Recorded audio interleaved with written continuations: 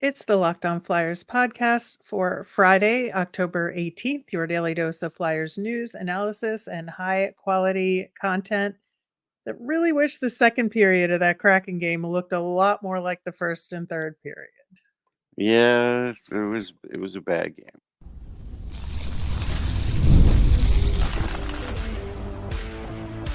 You're Locked On Flyers, your daily podcast on the Philadelphia Flyers. Part of the Locked On Podcast Network. Your team every day.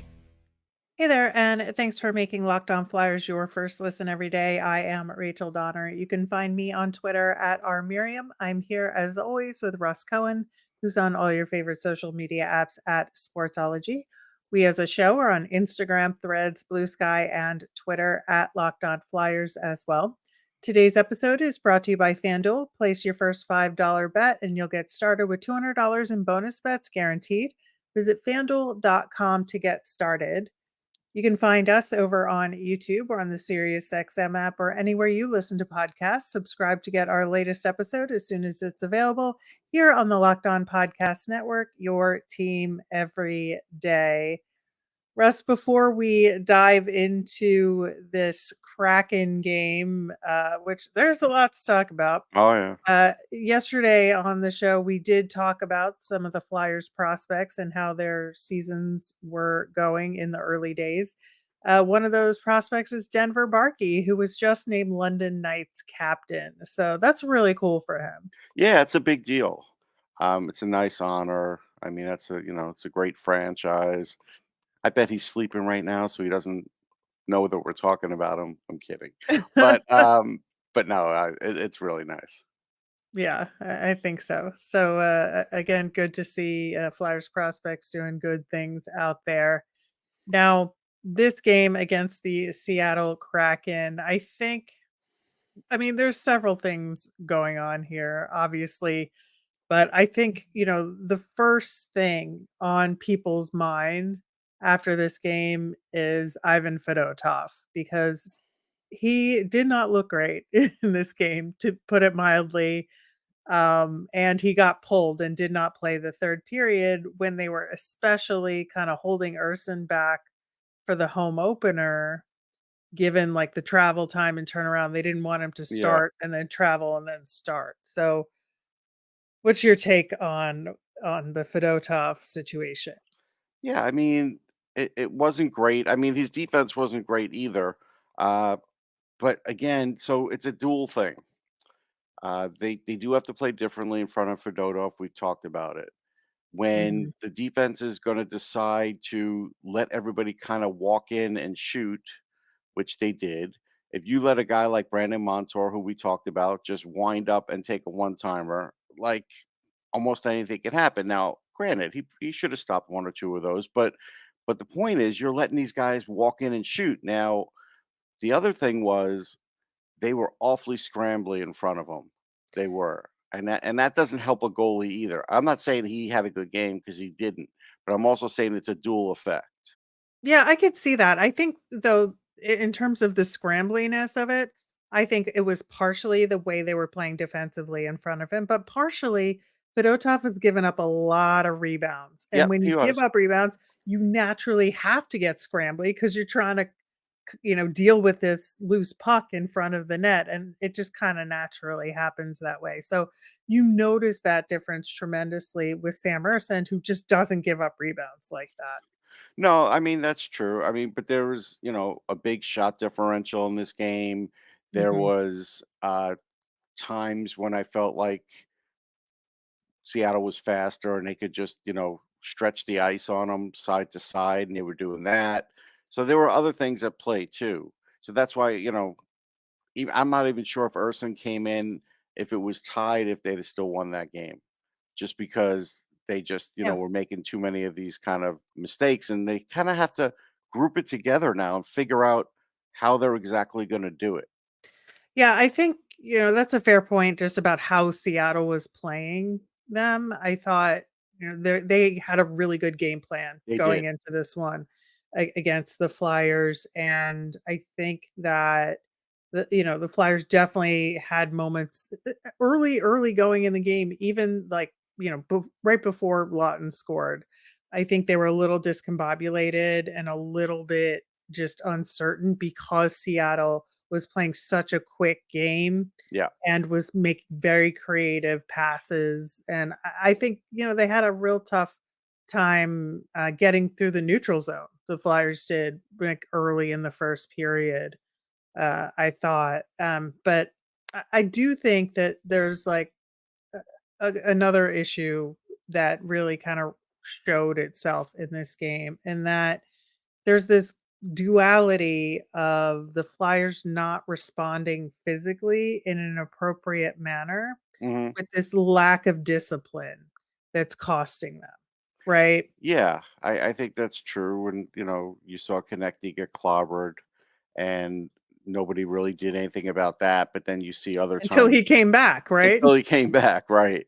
So yeah, I think there is an issue with that for sure. And I think that one they'll be able to correct. I think the other one is, look, let Jet Luchenko play in the home opener and then send him back.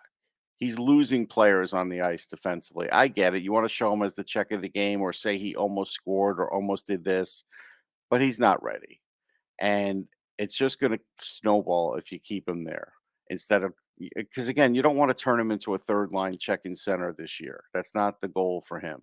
And this was a game where you could see that he was trying to survive. Yeah, I think so. I do want to go back to that lack of discipline Yeah, sure. part of the conversation because I think it's really important. There was the Cam York penalty, and Yeah. then in the second, and then in the third, Mitchkov and Hathaway taking those penalties. I don't think any of those three penalties were good penalties to take. Yeah, I agree. I mean, look, Hathaway was, you know, doing his thing all night. So I think uh, Mhm. he kind of getting jerky when he was, playing around with their goalie with Grubauer, and then was acting like, "Hey, I'm not doing anything." When he sort of plays that game, then he gets into this mindset where these things happen. I think Mitchkov was just frustrated because they were being very physical with him, and I don't think he's used to that. And so I think that's where that came from. Yeah, I mean, I thought, he got up, decently quickly after the Yeah. big hit on him, and I think that he's kind of relying on the rest of the team, not just to, fight for him, but to give him an indication of, when and when not to get involved here, and just kinda taking clues from them, and I feel like they're not giving him enough information in terms of how to respond to things at this Yeah. moment. I think that's fair. I think there's, a learning curve there with that. Mhm. So Yeah, I'm I not think saying it's terrible, I just think right. they're not there yet with figuring No. that out. No, they're not. That's definite. Yeah, I think so. I also wanna talk about the power play because I think that, 4 games with a power play goal. I think that's a step up that we do have to acknowledge in the grand scheme of things here. I think, we can nitpick at some stuff, but I think that's a good thing that we have a power play goal in each of the first 4 games. I mean, sure, that's definitely a positive, but if you're gonna keep getting tons and tons of power plays, this one wasn't tons, it was 1 for 4. So Right, that one, right. you could live with. But, overall, I'm not gonna say the power play's fixed, but I'm gonna say, yeah, okay, No. they're getting a goal. I mean, that's fine. Yeah, I think the thing I wanna point out, though, is that we have talked multiple times on this show about Jamie Drysdale on the power play, right? That he has been hanging back too close to the blue line, Mhm. not really getting engaged. He's just been a distributor when we know he's more than that, right? Yeah. And behold, on that power play specifically, and I even think on one of them earlier in the game, maybe the first power play of the game, he starts, like, coming a little bit in and starts getting a little bit more engaged and activated, and lo and behold, he gets a goal out of it, and I Yeah. I think that was a really good, like, case study for him and for the Flyers power play, right? I think so too. I mean, that's what he can do. And he still didn't have like an abundance of shots. That was his only shot that Right. he registered. So Right. you still there's still something broken there, whether it's like you said, him not wanting to, or him not getting the right read, or the other guys Mhm. just throwing him off, or all of it. I don't know yet. I really don't know the answer.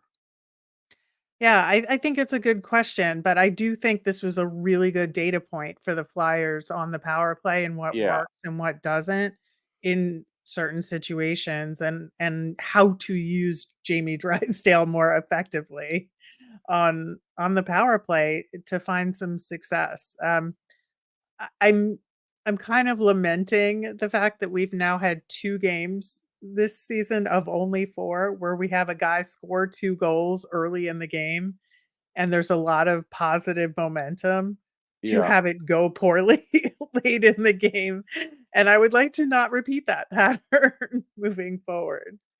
No, I mean, that's fair. I mean, I get that. The other trouble point that I saw in this game was, uh, and I know John has done this in the past, and I don't think it's the answer right now. Don't keep piling on minutes when Owen Tippett's struggling like this. It's not going to help him get out of it. It's not. Yeah, I wanna talk more about him and some other guys in the specificity of their play in this game, but Tippett is number 1 on my list, and we will do that coming up next. PrizePicks is the best place to get real money sports action. Join over 10 million users and sign up today. PrizePicks is the best way to win real money this football season. Which players are going off, which ones aren't. Make your picks in less than 60 seconds and turn your sports opinions into real money all season long on PrizePicks. You can now win up to 100 times your money on PrizePicks with as little as 4 correct picks. PrizePicks invented the flex pay, which means you could still cash out of your lineup if it isn't perfect. You could double your money even if one of your picks doesn't hit. And PrizePicks puts their members first, so all withdrawals are fast, safe, and secure. When my picks hit, I can get my money as quick as 15 minutes. Download the app today and use Locked On NHL to get $50 instantly after you play your first $5 lineup. That's code Locked On NHL on PrizePicks to get $50 instantly when you play $5. PrizePicks, run your game. On our Monday show, we are going to recap the home opener against the Vancouver Canucks. Plus, we will have our nemesis of the week. And there's an obvious choice for that one. Will we pick it? To be determined. All right. So, Owen Tippett, he took a tremendous number of shots. He had a lot of shot attempts in this game. Hmm. A lot of them were blocked, and a lot of them he missed the net Hmm. entirely. And I feel like, again, this is a second game where you could play the what if game with Owen Tippett shots. Like, oh, if only this one Tippett shot had gone, or one of these 3 or 4 Owen Tippett shots had gone, the game would have turned out very differently. And I think that, we're 4 games in, so it's not like panic time with him, but it's like get to work time with him, I would say. It's more than that. It's mental, and I know that they sat down and spoke with him, and that's fine. But like they haven't improved his mindset in the time that he's been here. Like it's the same Tippett, and so there's nothing different there. There's nothing where he's maybe slowing things up so he can not so his skating doesn't outthink his processing, which I think happens at times. And then it's, well, maybe, if you look for one extra half second, you might not miss the net. It's like none of these things are working so far. So now they're just going back to old things. Like, yeah, they're talking to him and they're piling on minutes. Hey, we're just going to make him shoot it out until he does it. And at some point he's going to score. I mean, that's obvious. But uh, when you just see the way he's playing, it's just right now.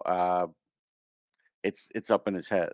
Yeah, and that's the crux of it, right? How do you get him out of his head at this point? It's just a matter of finding the right line combination. I think more than um, more than that. You can keep feeding him, and if he keeps missing, it doesn't really help anybody. It just points out the struggling even more. So it might be just, time to switch line mates with him and see if something else clicks. Yeah, I do wonder about that, and part of me says Noah Cates is the solution here. Yeah, maybe if he ever plays again.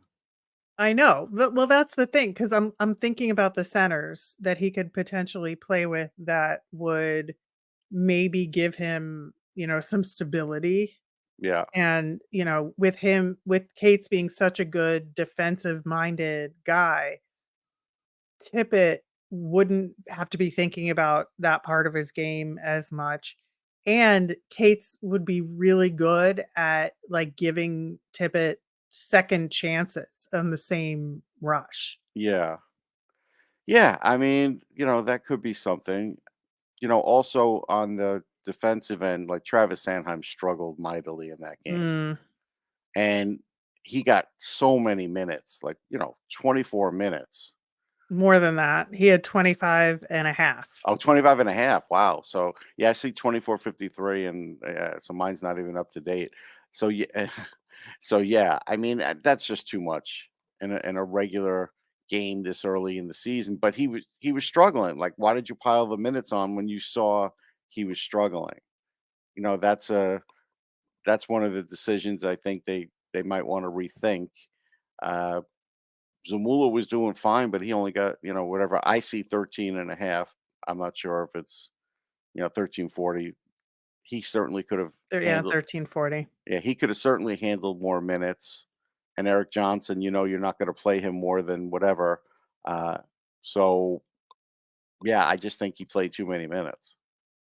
Yeah, I think so too, which obviously causes problems toward the end of the game, Yes. and, has a cumulative effect as we've talked about, related to last season and how that impacted the Flyers. I think that, you look at just the ice time overall there, it's really interesting to me. Now, I understand it was likely because Travis Konechny was out for the portion of the 3rd period, and he probably would have had the most minutes for Hmm. a forward in the game, but Mitchkov had the most minutes for a forward in the game, and It's I too I much don't for think him. that's too much for him right now. Yeah. I Yeah, mean, and he was fine. He got his point, but it's too much. yeah, Uh, again, you're just breaking this guy in. You don't want to start falling back on that. yeah. I think, the other forward that I would have liked to have contributed a little bit more is Tyson Forster. I think that he's had Well, he generally. was dreadful this game. Yeah, I think like the other games this season so far, he's been pretty good. I Hmm. and it just this game is an anomaly, and I just think it's important for him to kinda get back on the horse, Yeah, I think so. for the next game, and I think he can do it. I'm not Yeah, worried. I'm not Um, worried, but he did have a bad game. But conversely, Scott Lawton has his best game probably in two yeah, years, but they could have played him another 4 minutes. Like he got 16 minutes. Like if you were going to overplay a guy, you might as well play the hot hand. I don't yeah, know why that's they what didn't was do that. interesting to me because it was very clear for the first 10 minutes of the game that that 4th line was clicking better than anybody, Right? and they didn't up their minutes No, at all, no, and I think that I think that's a mistake. I it think, is. you go with a hot hand for goaltending, why not with forwards as well? Right. And I'm not saying play them 18 minutes. I'm saying, Well, they could have you played know Lawton 18. They could have put him on another line to try and spark it up. He was clearly one of the hot guys, the hottest, really. So you could do yeah, the that. He's problem a is he veteran. wasn't winning the faceoffs in this Nobody game. was until the third period. Like nobody. When at the end of the second period, the Uh, faceoffs were dreadful. yeah, I mean, It it did turned turn around. around at some point in the 2nd period, Right. but, Morgan Frost had a really good game face-off wise. Um, Not much else, but I would say he had a Yeah. really good game face-off wise. I think he was trying his best, but he was just part of the scrambly problem, I think, Yeah. in this game. And Couture was at 50%. Jetlachenko 5 for 9, pretty Yeah, solid. that was, the high point of his game, but like I said, Mhm. there were other low points. I just look at it and what's interesting is I don't think they're set for lines, and I think their defensive philosophy is askew this Yeah. early in the season. So it's like I think that's what's costing them a little bit. Yeah, and I don't think that it's a problem now. I think it's a problem if it's still this way in, like, 5, 6 games. Yeah, I think that's fair to say.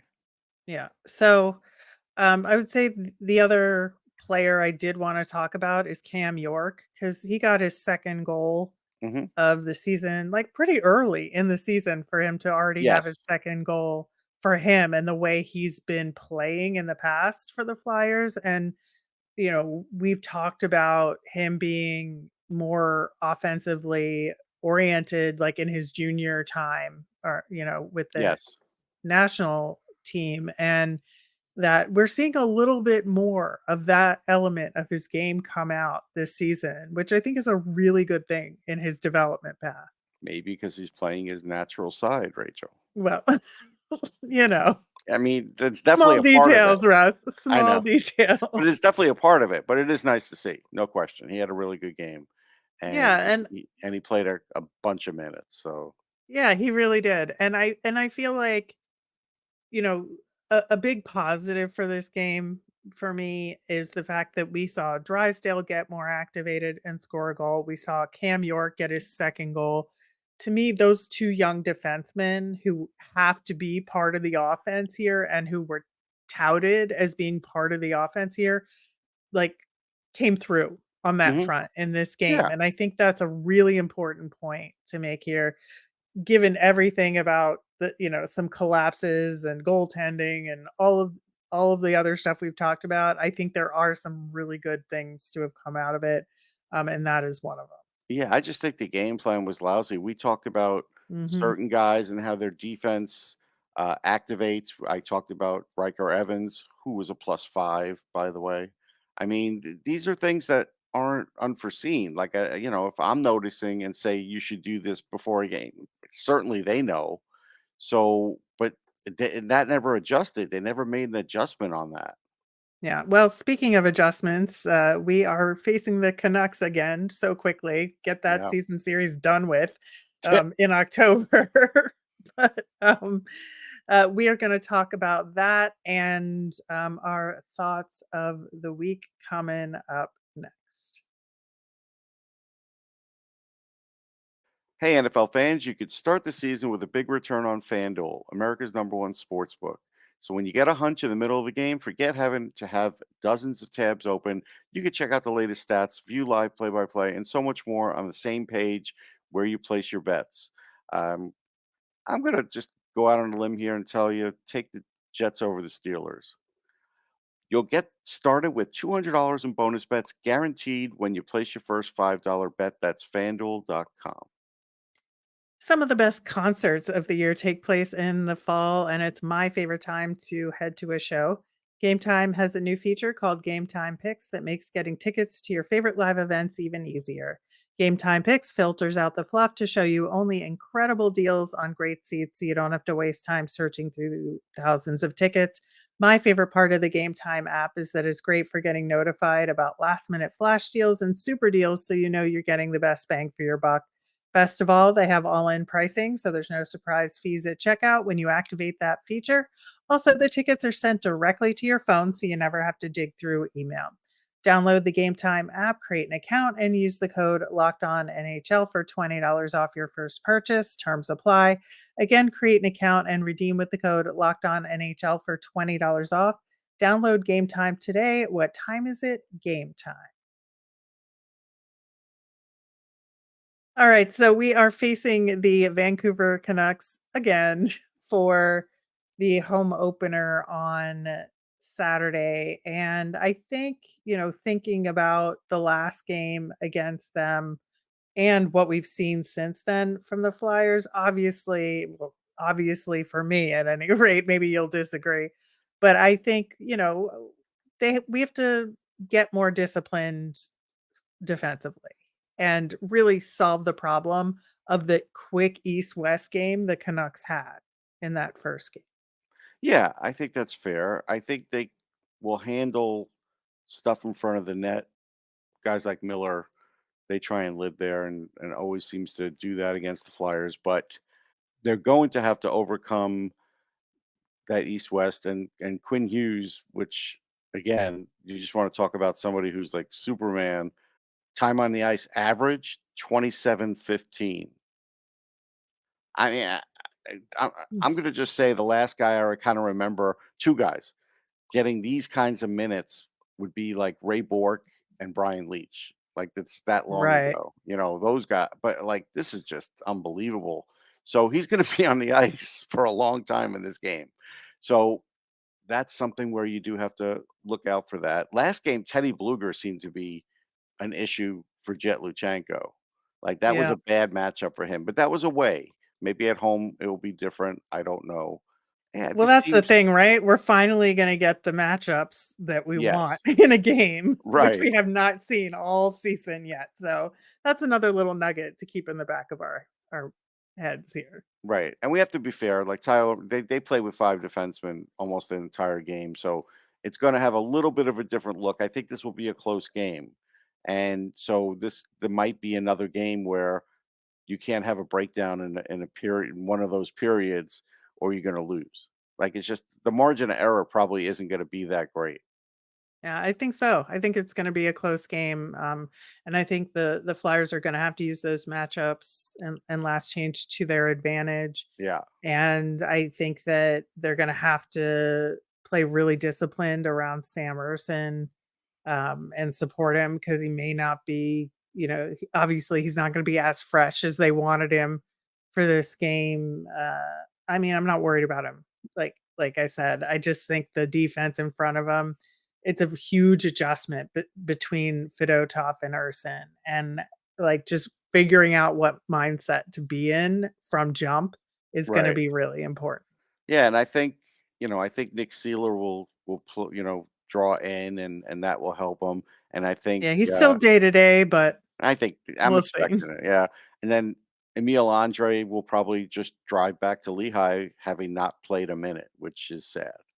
Yeah, I mean, I think he wouldn't have played more than 1 game with the Phantoms But at because least of their oh schedule, sure, yeah, I'm not so even talking about that. He could have gotten in no, one I game with the Flyers easy. I know, I think that's just my consolation prize Okay, here is that, at least he wasn't, like, missing a right. ton of Phantoms games and just missing a ton of ice time That's entirely. fair. It was 1 game, so I'm at least feeling a little better about that part of it, but yeah, I really would have liked to have seen Andre in this game in particular. I mean, I can sort of in retrospect see why they left him out of the Oilers game, but this one, I, I really would have liked to see him out there. I think just looking ahead to the home opener, it's a really interesting week ahead following the home opener. So we have the game on Saturday, and then we've got two back to backs in a row after that, Yeah, which is a really weird way to start the season with this 4-game road trip. You got your home opener and then a home and home against the Caps. Wait a couple days and then do a back to back at home against the Wild and the Habs. Just a very weird it batch of is. teams to start against, right? Yeah, it'll create some hate, and maybe that'll be good. Maybe that'll ramp up their play because by the time you play that team that second game, you're like, you're sick of them already. Oh yeah, that Caps back to back is Oh gonna yeah, like I think the second one is gonna be a little dicey. yeah. I think so too. But we will get the fun elements of the home opener as Oh yeah. well. We get the new goals song. What is it going to be? The little intro videos and all the hype. And I love that part of the Oh home yeah. opener. Me too. Because it's fun. It's kind of like going to a premiere. I Hmm. was talking about that with Christina Mina when I saw her at that event because that's her thing, and so I told her, 10 years ago, I had no anticipation of any of those things going on. I was just excited it was opening night and let's get on with the game. But now I am legitimately, looking forward to the other parts of the in-game presentation. That is something I look for now. Yeah, I do too. I think it's just a fun aspect of games and how things go, especially as the technology has gotten better and with the projection onto the ice innovation Yeah. that kind of changed the game for this a few years ago. So I love all of this the aspect of it. It'll be a good chance for the team to reset and get comfortable at home, playing a game at home. And I think next week they're going to have a little bit of time between the two back to backs to get some practice in, Yeah. maybe especially on some defense stuff. That would be great. But I do think that there is this chance to reset Yep. and kind of get things going for real for the season. Yeah, it's important. It was a tough road trip. We knew it would be a tough road trip. It certainly lived up to that. Yep, it did. All right, that will do it for today's show. Thank you so much for listening. On Monday, we will recap that Canucks game. We'll have our nemesis of the week and so much more. As a reminder, we always want to hear from you. So let us know your questions on Twitter at Locked On Flyers. You can email us at lockedonflyers@gmail or comment over on YouTube. I'm Rachel. I'm on Twitter at rmiriam. That's RMIRIAM. I'm Russ. I'm at Sportsology, SPORTSOLOGY. Thanks for making Locked On Flyers your first listen. For your second listen, find Locked On Fantasy Hockey. Become a fantasy hockey expert and get the edge over your league mates with daily tips from Steal and Flip. Find Locked On Fantasy Hockey on YouTube or wherever you listen to podcasts. Have a great weekend, everyone.